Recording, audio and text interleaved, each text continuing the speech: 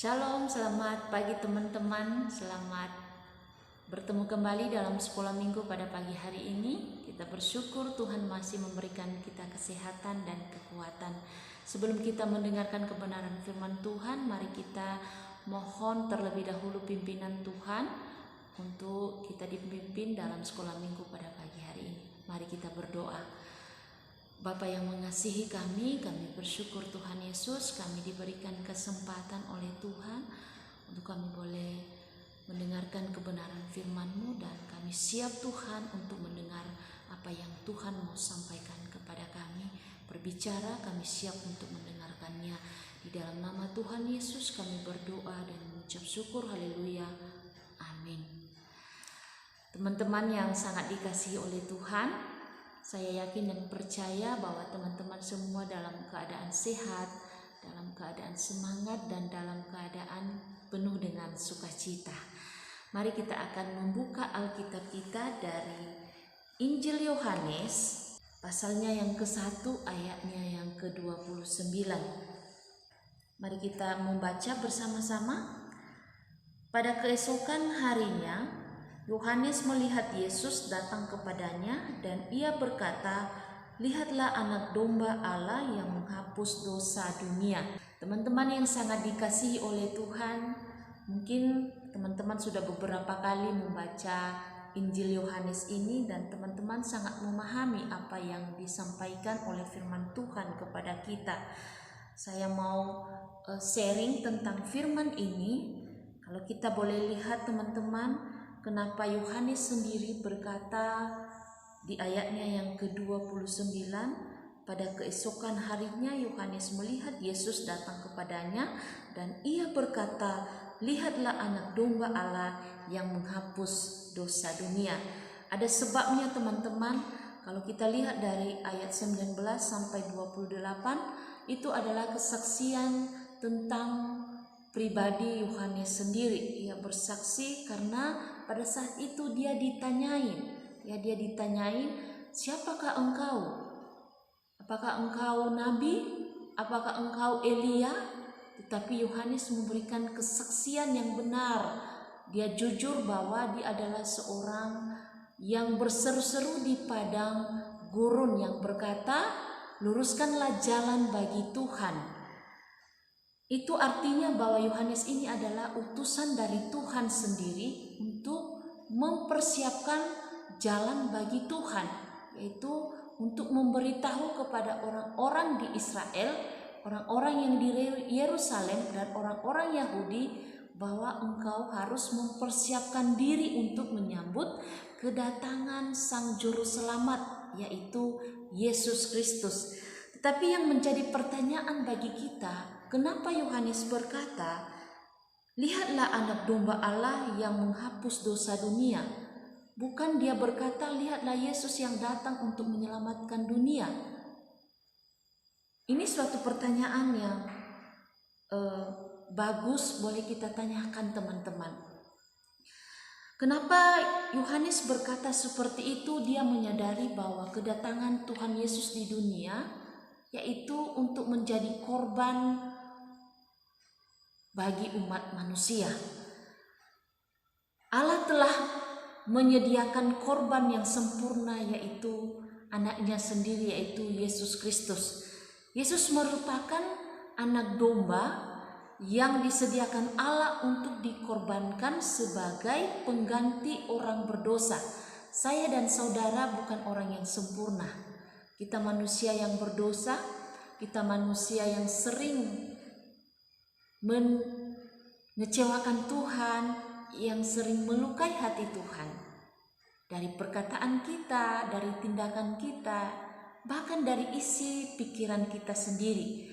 Tetapi begitu besar kasih Allah, kita bisa lihat dari Yohanes pasal 3 ayat 16, di situ dikatakan, "Begitu besar kasih Allah akan dunia ini, sehingga ia mengaruniakan anaknya, supaya setiap orang yang percaya kepadanya tidak binasa, melainkan beroleh hidup yang kekal." Ini adalah suatu pegangan bagi kita sebagai orang-orang yang percaya bahwa Allah begitu mengasihi kita, sehingga ia mengorbankan anaknya yang tunggal, yaitu Yesus Kristus, untuk menjadi penebus dosa manusia. Dengan kematian Yesus sendiri, kita diperdamaikan dengan Allah. Dengan kematiannya di atas kayu salib, kita diperdamaikan dengan Allah. Itu yang menjadi pegangan kita sebagai orang-orang yang sudah percaya. Dan itu juga yang disampaikan oleh Yohanes pada saat itu, bahwa yang engkau nanti-nantikan itu, Mesias yang engkau nanti-nantikan itu adalah seorang yang menjadi penyelamat bagi umat manusia. Mungkin saat ini kita merayakan Natal sangat berbeda. Sebelum-sebelumnya teman-teman, kita merayakan di rumah saja bersama dengan keluarga. Saya yakin dan percaya kita semua sangat bersuka cita, karena Natal itu adalah sebenarnya Natal untuk menyambut Tuhan Yesus dalam kehidupan kita. Kita harus sungguh-sungguh mempersiapkan hati kita untuk menyambut kelahiran Tuhan Yesus, dengan membuka hati kita untuk menyambut kedatangannya. 2000 tahun yang lalu dia lahir di kandang domba, bukan di rumah sakit, bukan di rumah mewah, tetapi dia lahir di kandang domba, menandakan bahwa Yesus adalah orang yang sangat rendah hati. Dia memiliki karakter yang sangat rendah hati. Dia menjadi teladan buat kita sebagai orang-orang yang percaya atau sebagai anak-anak Tuhan, bahwa Yesus adalah orang yang kita teladani sebagai penolong dalam kehidupan kita. Oleh sebab itu, teman-teman yang dikasihi oleh Tuhan, Yesus telah menyatakan dirinya untuk menjadi korban penebusan bagi umat manusia. Saya dan saudara sangat bersyukur sekali, sangat bersyukur punya Yesus Kristus yang mau mengorbankan dirinya. Mungkin kalau teman-teman punya sahabat, punya teman dekat, mungkin teman-teman kalau disuruh untuk mengorbankan dirinya buat teman-teman di saat berbuat kesalahan, teman-teman berpikir 100 kali lipat untuk melakukan itu, atau berpikir 100 kali, apakah saya mau dikorbankan? Apakah saya mau disalibkan? Pasti teman-teman tidak mau, dan saya juga tidak mau. Tetapi Tuhan Yesus mau. Tuhan Yesus mau mengorbankan dirinya. Oleh sebab itu, teman-teman yang dikasihi oleh Tuhan, Yesus dikatakan sebagai anak domba.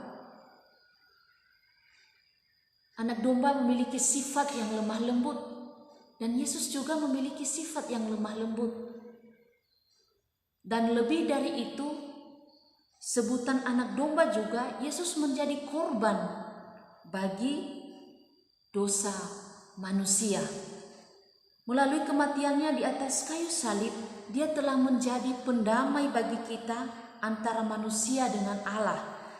Ia datang untuk melakukan sesuatu yang tidak akan dapat dilakukan oleh manusia. Yang saya katakan tadi, bahwa kita tidak bisa melakukan untuk kita mau dikorbankan, tetapi Yesus sendiri mau, karena itu adalah perintah dari Bapanya, bahwa Allah begitu mengasihi kita dan Ia menyelamatkan kita dari dosa.